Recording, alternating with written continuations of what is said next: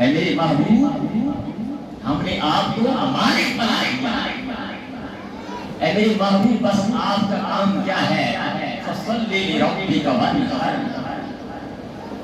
نہ ان لوگوں کی طرح جو رب کے دسترخوان سے کھاتے ہیں، جو رب کے دسترخوان سے کھاتے ہیں اور سجدہ جا کر بتوں کے آگے دیتے ہیں، رب کا کھاتے ہیں اور اپنی قربانیاں پتھر کے بتوں کے آگے چڑھاتے ہیں۔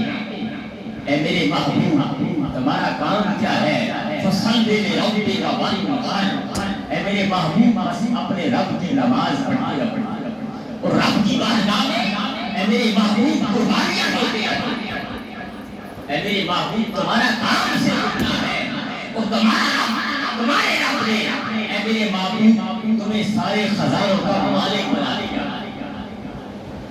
اے میرے محبوب اِنَّ شَانِئَكَ، کفار نے تانا دیا کہ وہ تیرا محمد کی نسل کٹ گئی، اللہ پاک نے جواب دیا کہ اِنَّ شَانِئَكَ، کہ بے شک آپ کا جو دشمن ہے، اِنَّ شَانِئَكَ هُوَ الْأَبْتَرُ، آپ کا ہی دشمن بے نام و نشان، آپ کا ہی دشمن بے نام و نشان۔ اب اس کا پریکٹیکلی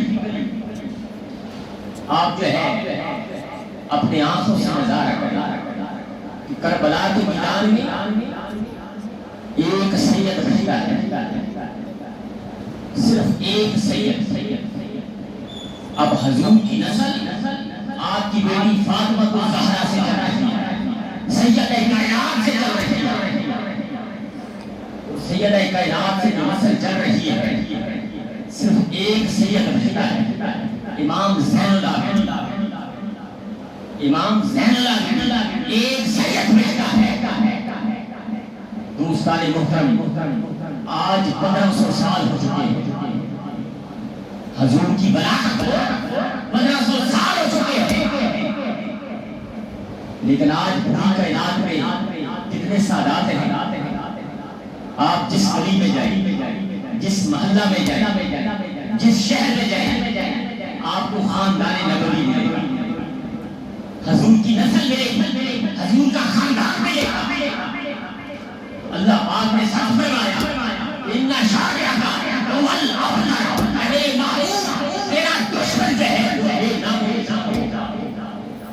آج کہیں ابو جہل کی اولاد ملتی ہے، ابو لہب کی اولاد ملتی ہے، کہیں آپ کو یزید کی اولاد ملتی ہے، مشرکین مکہ ان کی اولادیں ملتی ہے، جو تانے دیا کرتے ہیں کہ حضور کی نسل کٹ گئی، وہ خود تباہ ہو گئی، برباد ہو گئی، لیکن محمد کی نسل آج بھی چل رہی ہے اور قیامت تک چل رہی ہے۔ دوستان محترم اِنَّا أَعْطَيْنَاكَ الْكَوْثَرَ، اس کے کئی معانی ہیں۔ ایک اس کا معنی ہے اے میرے محبوب ہم نے آپ کو کثیر خوراک سے نوازا، اور پھر ایک اس کا معنی ہے کہ اِنَّا أَعْطَيْنَاكَ الْكَوْثَرَ، تو کوثر کہتے ہیں کہ ایک اس کا معنی کوثر کا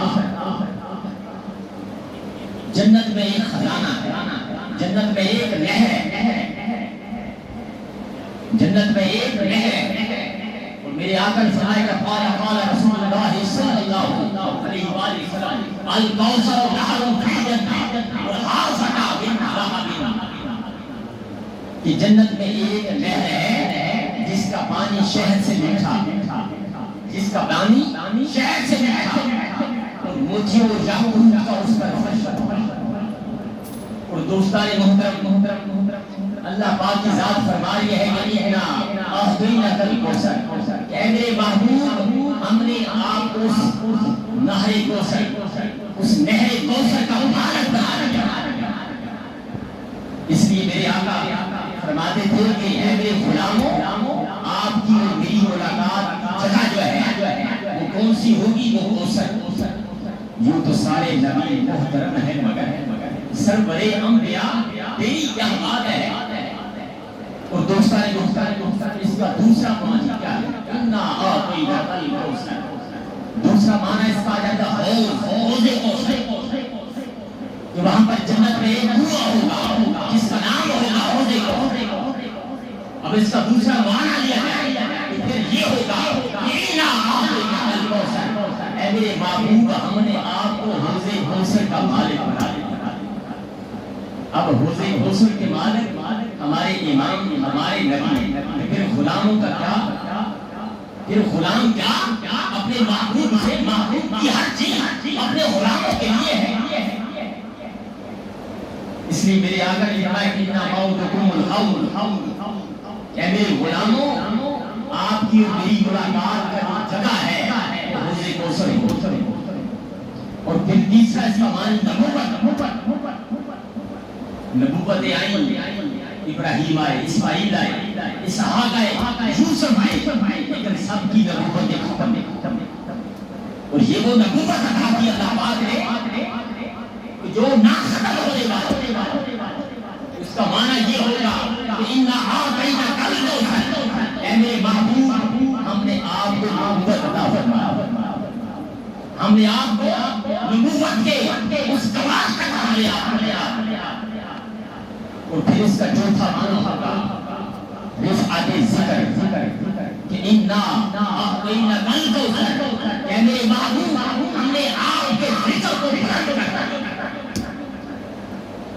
دوستو آج ربیع الاول شروع ہونے والا ہے۔ جب بھی ربیع الاول شروع ہوتا ہے ہر طرف حضرت کا ذکر شروع ہو جاتا ہے۔ اذان پوری کائنات میں ہر سیکنڈ کے بعد اذان حضور کا نام لیا جا رہا ہے۔ اور پھر اللہ پاک نے آپ کا ایسا نام نامی رکھا محمد۔ جب آپ لفظ محمد بولتے ہیں محمد، آپ کے ہونٹ دو بار ایک دوسرے کو